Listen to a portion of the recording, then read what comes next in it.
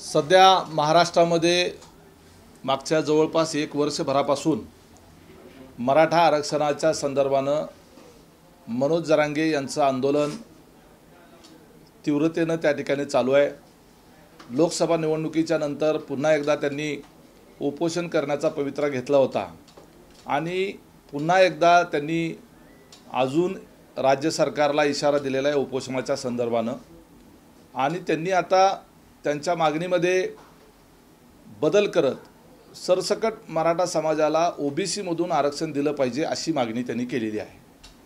आणि अशी मागणी केल्यानंतर माननीय मुख्यमंत्री महोदयांनी आणि राज्य शासनाच्या वतीनं दोन्ही उपमुख्यमंत्र्यांनी राज्यातल्या सर्वच राजकीय पक्षाच्या प्रमुखांना सर्वपक्षीय बैठकीच्या निमित्तानं बोलवलं होतं आणि त्या बैठकीमध्ये अशा पद्धतीचं राज्याच्या समोर एक विशिष्ट अशी परिस्थिती निर्माण झाल्यानंतर त्याचबरोबर सन्माननीय हाके हे देखील ओबीसींमधून मराठा समाजाला आरक्षण दिलं जाऊ नये आणि इतर काही ओबीसींच्या करताच्या मागण्यांकरता ते देखील उपोषणाला बसलेलं असल्यामुळं आणि महाराष्ट्रातलं एक सामाजिक संतुलन जे आहे कुठंतरी मराठा आणि ओबीसी विरुद्ध संघर्ष परिस्थिती निर्माण होईल असं होत असल्यामुळं या बाबतीमध्ये राज्यातल्या सर्व जबाबदार पक्षाच्या प्रमुख नेत्यांनी मिळून एकत्रितरित्या बसून या बाबतीमध्ये मार्ग काढला पाहिजे।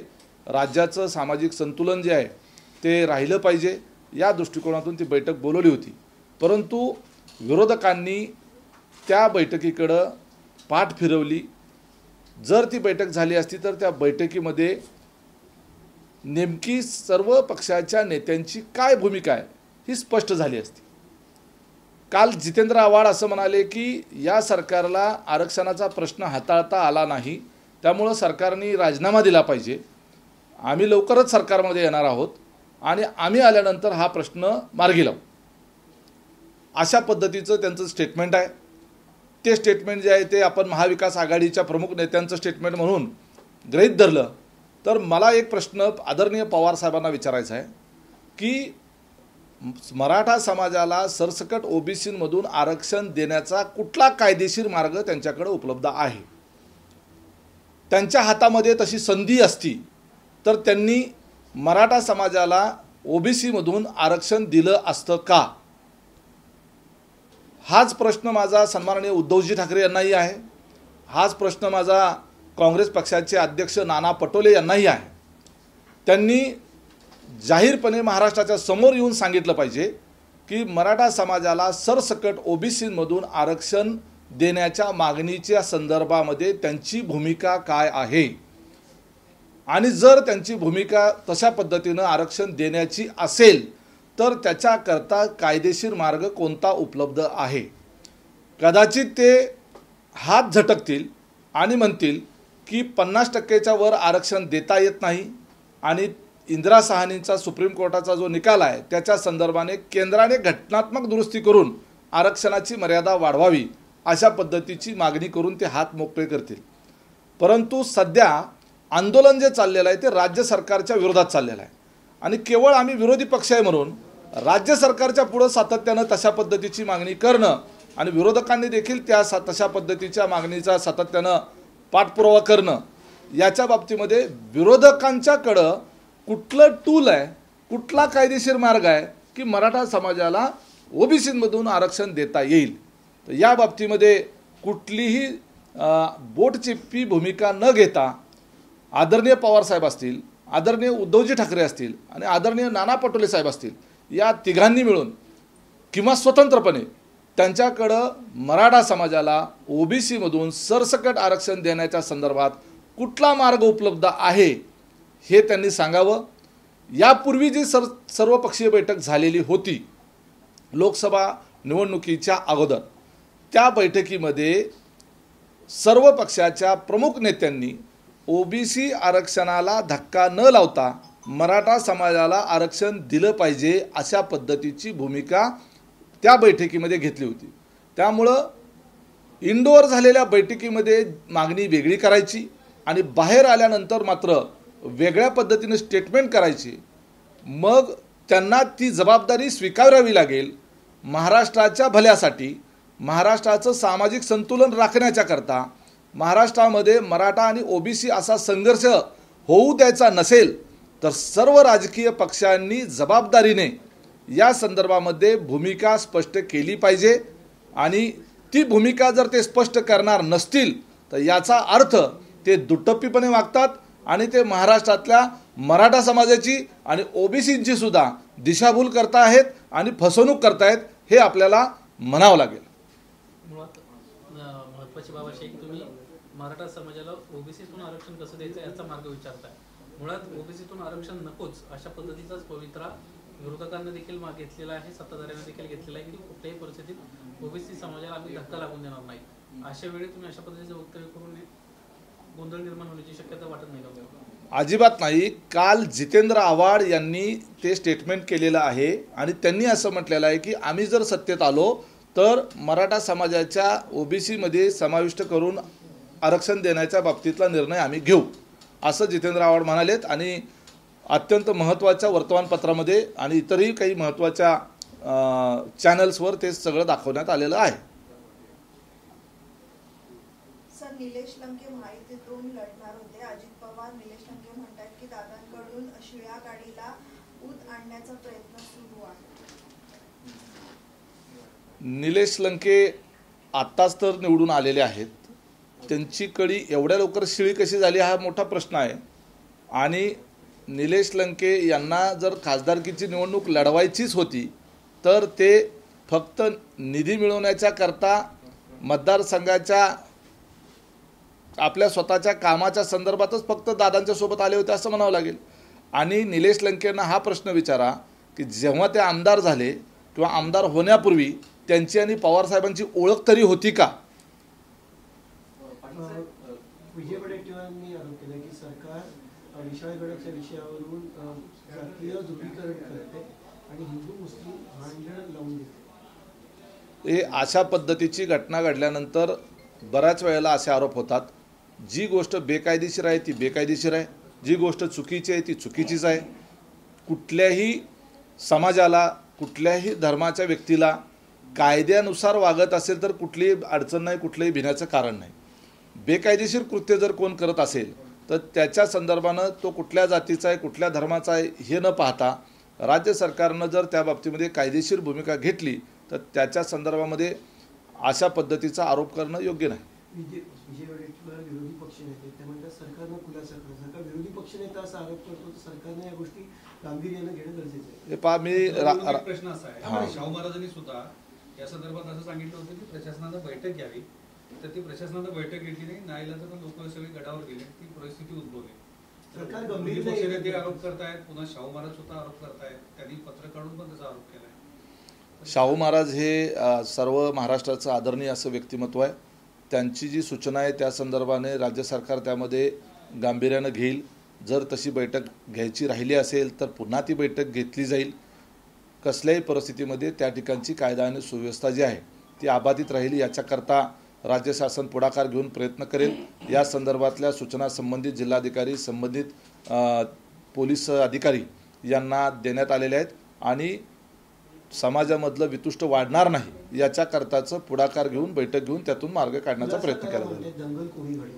दंगल ही जी आहे ना त्या संदर्भामध्ये चौकशी पोलीस करतील आणि पोलिसांकडून जे अहवाल येईल त्याच्यावर ते निष्पन्न होईल की त्याच्यामध्ये जाणीवपूर्वक समाजामध्ये वितुष्ट पसरवण्याकरता कुणी हे कृत्य केलं आहे का त्या ठिकाणी ती घटना जी आहे ती तिथल्या स्तरावरची अचानकपणे घडलेली घटना आहे.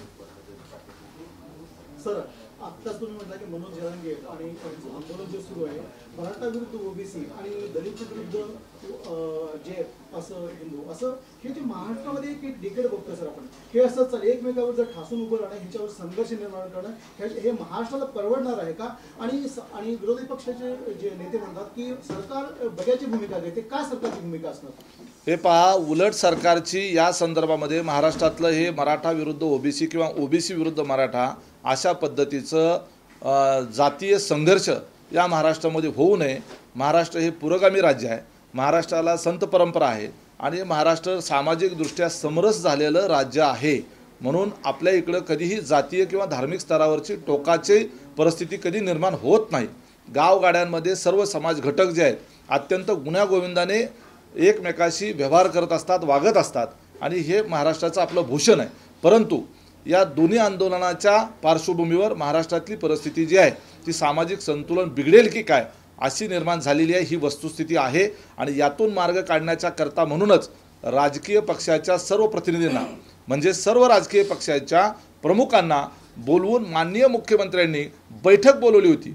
मुख्यमंत्र्यांनी बोलवलेल्या बैठकीला न जाता केवळ त्या ठिकाणी बाहेर मीडियामध्ये मागण्या करत राहणं, यातून विरोधी पक्षाचा दुटप्पीपणा दिसतो. त्या बैठकीमध्ये मुख्यमंत्र्यांना या बाबतीमध्ये म्हणजे राज्य सरकारला, मुख्यमंत्री म्हणजे राज्य सरकारला या बाबतीमध्येच तोडगा काढण्याच्या बाबतीत सर्वांची भूमिका जाणून घ्यायची होती, समजून घ्यायची होती. त्यामध्ये कायदेशीर तज्ज्ञांचं देखील त्या ठिकाणी मत ओपिनियन घ्यायचं होतं आणि त्यातून मार्ग काढण्याचा प्रयत्न त्या ठिकाणी करणार होतो. परंतु दुर्दैवानं विरोधी पक्षांनी याला प्रतिसाद दिला नाही. त्यामुळं या सगळ्या गोष्टीला विरोधी पक्षाला सुद्धा जबाबदार धरावं लागेल. साहेब, याचा दुसरा एक प्रश्न आहे की सगळे विरोधकांच्यावर तुम्ही प्रश्नचिन्ह उभं करताय सगळे की विरोधक आले नाही त्या गोष्टीला आणि पवार साहेबांच्यावर टीका केली गेली. दोन्ही सभागृहामध्ये हाऊस चालू असताना बाहेर अशी बैठक आयोजित केली जाते, हाऊसमध्ये का चर्चा होत नाही, हा पहिला प्रश्न. आणि दुसरा प्रश्न असा आहे की पवार साहेबांच्यावर सगळे टीका केली सत्ताधाऱ्यांनी, हाऊस बंद पाडलं, पण तुम्ही कालचे तुमच्याच मंत्रिमंडळातले एक मंत्री सरकारमधले मंत्री पवार साहेबांच्याकडे जाऊन दीड तास वेटिंग केलं आणि त्यांना मध्यस्थीची विनंती केली. हे कितपत म्हणजे नेमकं काय आहे? हे पहा, सर्वपक्षीय बैठकीमध्ये पवार साहेबांना सुद्धा ते राजकीय पक्षाचे प्रमुख म्हणून आणि या राज्याचे 4 वेळा मुख्यमंत्री राहिलेले, केंद्रात 2 वेळा केंद्रीय मंत्री राहिलेले आणि महाराष्ट्राच्या आरक्षणाच्या संदर्भातल्या परिस्थितीची आणि सामाजिक परिस्थितीची पुरती जाण असलेले आणि कायदेशीर त्यातली माहिती असलेलं ज्येष्ठ व्यक्तिमत्व म्हणून पवार साहेबांना सुद्धा त्या बैठकीचं निमंत्रण होतं. जसं काँग्रेसचे प्रमुख म्हणून काँग्रेसच्या काही प्रमुख लोकांना, त्याचबरोबर शिवसेनेचे प्रमुख उद्धवजी ठाकरे यांना, या सगळ्यांना जे निमंत्रण दिलं होतं ते सभागृहामध्ये सर्वजण जाऊ शकत नाहीत. पवारसाहेब हे महाराष्ट्राच्या विधिमंडळाचे सदस्य नाही आहेत, त्यामुळं ते विधिमंडळामध्ये कसा मुद्दा मांडू शकतील. आणि याकरता म्हणून सभागृहाच्या बाहेरच अशा पद्धतीची बैठक घेणं अपेक्षित होतं. यापूर्वी बोलवलेल्या बैठकीला सगळेजण उपस्थित होते आणि अतिशय सन्मानानं माननीय मुख्यमंत्र्यांच्या शेजारच्या खुर्चीवर पवारसाहेबांना त्या ठिकाणी स्थान देण्यात आलं होतं. आपण जे विचारताय की महाराष्ट्रामध्ये जरी आम्ही राजकीय पक्ष म्हणून एकमेकाच्या विरोधामध्ये निवडणुका लढवत असलो, एकमेकावर आरोप प्रत्यारोप करत असलो, तरी ज्या वेळेला आपल्या राज्यावर एखादं सामूहिक संकट निर्माण होतं, सामूहिक समस्या निर्माण होते, त्यावेळेला ती समस्या सोडवण्याच्या करता आपण पक्षभेद विसरून सामूहिकरित्या त्याच्याकरता प्रयत्न केले पाहिजेत. अशा पद्धतीची भूमिका असणं त्यात गैर काय आहे. आणि माननीय भुजबळ साहेबांनी काल जी पवार साहेबांची भेट घेतली, पवार साहेबांचा राजकीय आणि सार्वजनिक जीवनातला जो अनुभव आहे, त्यांचं जे ज्येष्ठत्व आहे, त्या दृष्टिकोनातून जर देशाचे पंतप्रधानसुद्धा पवार साहेबांचा काही विषयांच्या बाबतीमध्ये सल्ला घेतात, तर भुजबळ साहेबांनी या बाबतीमध्ये राज्य सरकारच्या समोर असलेल्या या अडचणीच्या संदर्भानं त्यांनी काहीतरी भूमिका घ्यावी, त्यांनी काहीतरी पुढाकार घ्यावा, या संदर्भात विनंती केली तर बिघडलं कुठं? उलट ते राज्याच्या चांगल्या राजकीय संस्कृतीचं लक्षण आहे. पाटील साहेब, 288 मतदारसंघाचा सर्वे खरंच करून पाहते का पक्षाने, त्याचं मुळात कारण काय? हे पहा, सगळेच राजकीय पक्ष सर्वच मतदारसंघाचा सर्वे करत असतात, विशेषतः प्रमुख राजकीय पक्ष. त्याच्यामध्ये महायुतीमधले जे आम्ही प्रमुख पक्ष आहोत ते सगळेच पक्ष करतात. विरोधात असलेले राष्ट्रवादी असतील, त्या ठिकाणी शिवसेना आणि काँग्रेस हे तिघेही 288 मतदारसंघाचा सर्वे करतात. सर्वे करण्यामागचा आम्हाला कुणाबद्दल हरकत नाही आणि कुणाची आमच्याबद्दल हरकत नाही आणि एकमेकाला माहीत आहे की या पद्धतीनं सर्वे केले जातात. सर्वे करण्याचा मागचा उद्देश असा असतो की तो त्रयस्थ पक्षाकडून केलेला सर्वे असल्यामुळं संबंधित मतदारसंघामधली सध्याची परिस्थिती, तिथलं सार्वजनिक राजकीय वातावरण नेमकं कसं आहे, त्या ठिकाणी निवडणुकीची तयारी करणारे वेगवेगळ्या राजकीय पक्षाचे कोण लोक आहेत, ते तयारी करत असणाऱ्यांमध्ये सर्वाधिक पसंती सर्वसामान्य लोकांची कुणाच्या बाजूने आहे. मग ती पक्षविरहित अशा पद्धतीनं सर्वे केल्यानंतर जर राष्ट्रवादीचा ज्या ठिकाणी एखादा आमदार निवडून आलेला आहे, परंतु त्याच मतदारसंघामध्ये कदाचित भारतीय जनता पार्टी किंवा शिवसेनेचा एखाद्याने चांगली तयारी केलेली असेल आणि तिथं सर्वेमध्ये तो निवडून येण्याची सर्वाधिक शक्यता असेल, तर अशा परिस्थितीमध्ये काही वेळेला आपल्याला आपले मतदारसंघ एक्सचेंज करता येतील का हे तपासण्याच्या दृष्टीनं सुद्धा अशा पद्धतीच्या सर्वेचा उपयोग होणार आहे. हीच बाब भाजपला आणि शिवसेनेला सुद्धा, एकनाथ शिंदे साहेबांच्या शिवसेनेला सुद्धा लागू होऊ शकते. कदाचित त्यांचा जिथं आमदार असेल किंवा त्या ठिकाणी कुणीतरी आमदारकीची जोरदार तयारी करत असेल, पण सर्वेमध्ये असं दिसलं की त्या ठिकाणी राष्ट्रवादीचा उमेदवार सक्षम आहे आणि तोच निवडून येण्याची सर्वाधिक शक्यता आहे. तर अशा परिस्थितीत महायुतीचा कुठलाही आमदार कमी होता कामा नये याकरता त्या सर्वेचा उपयोग होणार आहे. म्हणून शिवसेनेने सुद्धा सर्व 288 मतदारसंघात सर्वे करावा. भाजप तर करतच आहे, आम्ही करतोय, त्यामध्ये गैर काय?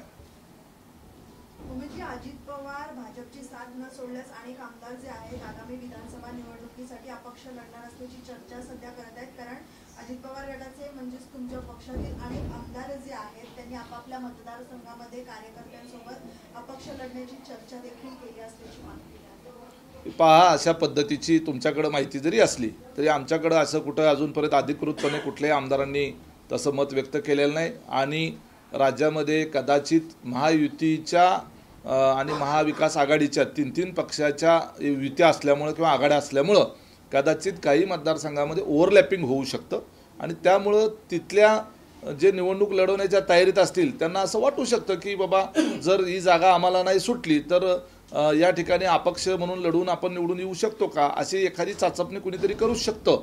परंतु प्रत्येक पक्ष जे आहे ते त्याच्या पक्षाला उमेदवारी दिल्यानंतर दुसरे 2 पक्ष त्या ठिकाणी संबंधित महायुतीच्या उमेदवाराला निवडून आणण्याचाच प्रयत्न करतात. अजितदादांची तिसरी महायुती आघाडी होईल वगैरे असं खूप राजकीय गॉसिप सुरू आहे. याच्यामध्ये काही तथ्य नाही, अत्यंत बोगस स्वरूपाची ती बातमी आहे. त्याच्यामध्ये कुठेही तशी दूरपर्यंत शक्यताही नाही, कुठे चर्चाही केलेली नाही. पण तिसरी आघाडीचा एकूण आरोप कुठला? ते कुणीतरी पिल्लू सोडलेलं आहे, ते पिल्लू कुणी सोडलं आता तुम्ही शोधा. पण लोकसभेला तुम्ही सर्वे केलेला होता, तुमच्या ठिकाणी तुम्ही म्हटलं होतं 13 ठिकाणी तुम्ही येऊ शकता, तुम्हाला 4 वेळ बोलवण झाली ना आणि 1/5 दिली तुम्हाला सीट. मग असं 288 वरून तुम्हाला सांगितलं तुम्ही फक्त 40 वरच करू शकाल, तर काय म्हणजे काय याचं हे काय प्रयोजन काय? हे पहा, त्यावेळेला ती निवडणूक आदरणीय नरेंद्र मोदी साहेबांचे देशाच्या पंतप्रधान तिसऱ्यांदा होण्याच्या करताची लोकसभेची निवडणूक होती आणि राष्ट्रवादी काँग्रेस पक्ष त्या ठिकाणी केंद्रीय पातळीवरचा जेवढा भाजप मोठा पक्ष आहे किंवा जेवढा काँग्रेस मोठा आहे तेवढा राष्ट्रवादी नाही आहे. तर त्या ठिकाणी आम्ही आमच्या मर्यादा ओळखून आहोत आणि त्यामुळं तिथं भारतीय जनता पार्टीचे जास्तीत जास्त खासदार निवडून येण्याच्या दृष्टीनं प्राधान्य होतं आणि ती त्यांचीशी प्राधान्याची निवडणूक असल्यामुळे त्या ठिकाणी त्यांचा से जो आहे तो जरा जास्त होता. आता ही विधानसभेची निवडणूक आहे आणि त्यामुळं विधानसभेच्या संदर्भात महाराष्ट्राची राष्ट्रवादीची असलेली महाराष्ट्रातील ताकद लक्षात घेता जिथं ज्या मतदारसंघात ज्यांच्याकडं निवडून येण्याची क्षमता असलेला उमेदवार आहे आणि तुलनेने इतर दोन्ही पक्षापेक्षा जर जास्त मेरिटचा तो उमेदवार असेल किंवा त्याची सर्वाधिक जास्तीची शक्यता असेल तर महायुतीचा आमदार निवडून येण्याला प्राधान्य तिन्ही पक्षाचं राहणार आहे आणि त्या दृष्टिकोनातून या संदर्भातल्या चर्चा होतात. 54 सीट मिळाल्यावर त्याच्यावर मुख्यमंत्री दादा कसे करू शकतात? तुमच्या सगळीकडे बोर्ड लागलेत ना. हे पहा, जागा वाटपाच्या संदर्भामध्ये फक्त आमच्या पक्षाचे प्रदेश अध्यक्ष तटकरे साहेब किंवा स्वतः अजितदादा किंवा प्रफुल्लभाई हेच त्याच्या संदर्भात अधिकृतपणे बोलू शकतात. माझ्या स्तरावर ही माहिती आपल्याला देणं आत्ता तरी शक्य नाही. उमेश जी, असदुद्दीन ओवैसी ने आज एक ट्वीट किया है, ट्वीट में निशाना साधा है महाराष्ट्र सरकार पर. मंत्री जो मुफ्त तीर्थ यात्रा योजना शुरू की है, उन्होंने कहा है कि 2 मुस्लिम स्थलों, कुछ गुरुद्वारों और चर्चों को छोड़कर अधिकांश स्थल देश के जितने भी हिंदू तीर्थ स्थल हैं, क्या यह तुष्टीकरण नहीं है, क्या यह रेवड़ी नहीं है? जो लोग धार्मिक हैं वो खुद तीर्थ यात्रा कर सकते हैं. इस पे आपकी पार्टी सरकार में है, किस तरह देखते हैं?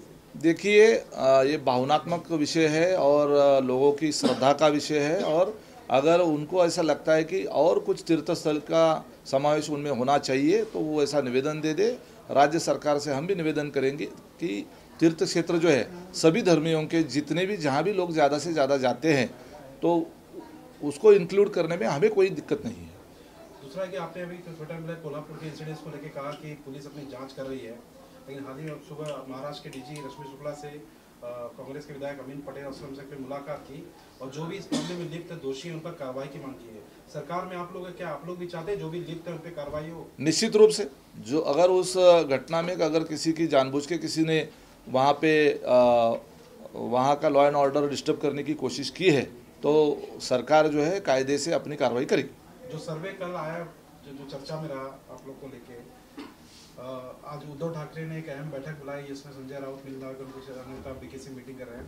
किस तरह से देखते हैं कि पॉलिटिकल सिनेरियो की शुरुआत विधानसभा की सरगर्मी शुरू हो चुकी है, आप लोग को लेके एकदम कम आंका जा रहा है?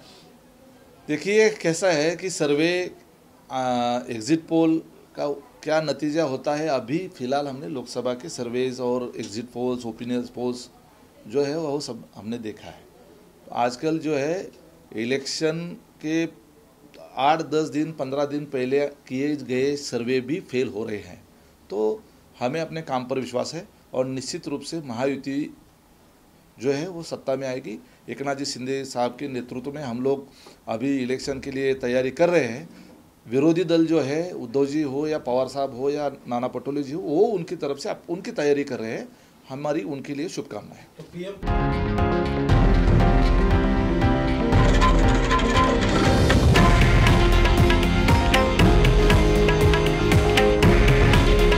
हे आहे देशातील नंबर 1 न्यूज नेटवर्क आणि आपण पाहत आहात TV9 मराठी। काळजी तुमची, हित महाराष्ट्राचं।